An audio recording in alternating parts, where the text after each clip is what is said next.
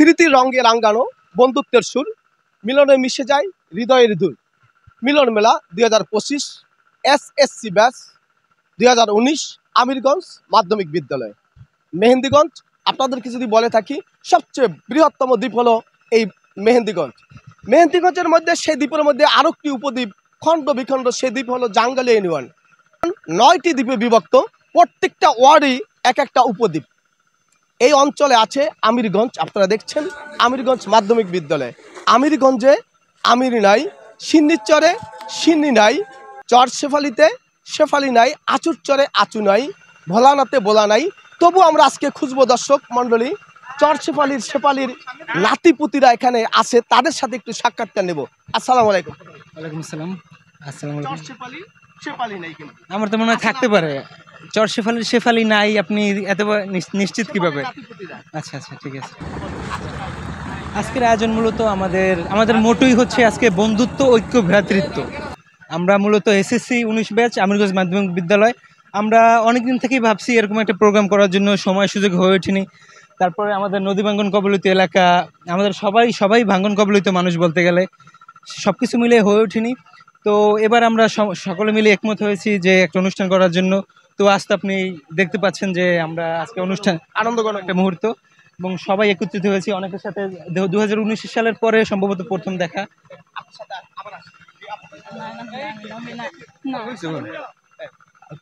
প্রশ্ন করবেন না। শুরুতেই সৃষ্টিকর্তার প্রতি কৃতজ্ঞতা জ্ঞাপন করছি।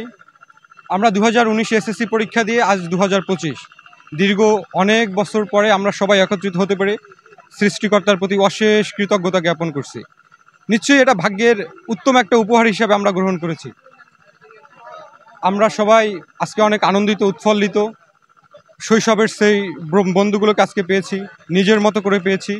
সত্যি এটা অসাধারণ মুহূর্ত। আজকে এটা আমাদের একজন বিডিএস স্টুডেন্ট, বিডিএস এর 3rd ইয়ারে পড়তেছি, সাপোরো dental college and hospital, Uttara, Dhaka. হ্যাঁ, আনমেরিড। এই একদম জনপদ, আপনার যে উপজেলাটা সেটা একটা দ্বীপ।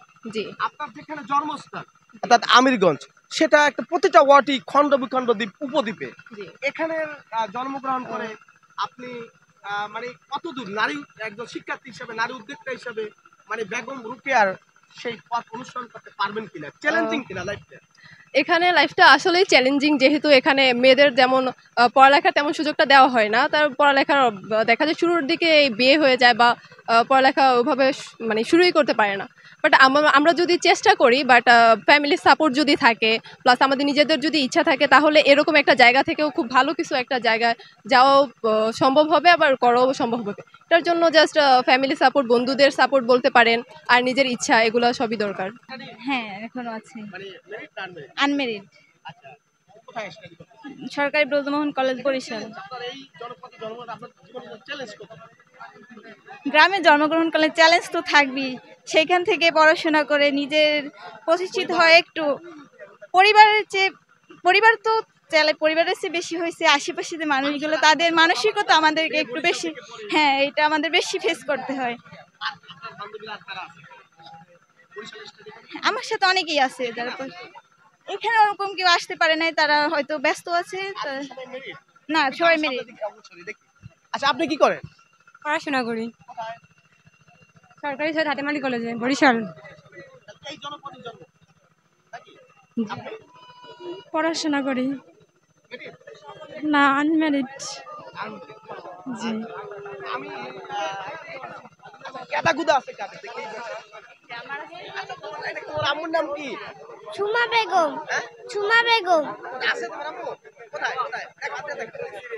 আপনি তো কেদা মা হয়ে গেছে। জি, লেখাপড়া স্টাডি কি চলে? না, এখন লেখাপড়া করি না। টাকাটা কোথায়? স্বামীর ফ্যামিলি থেকে না আপনার বাবার?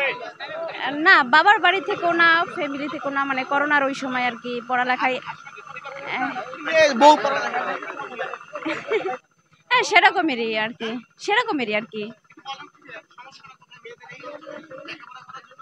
মেয়েদের আর কি লেখাপড়ার সমস্যা হচ্ছে, বিয়ের পরে হাজবেন্ডরা পড়ালেখা করতে ওরকম একটা করে না।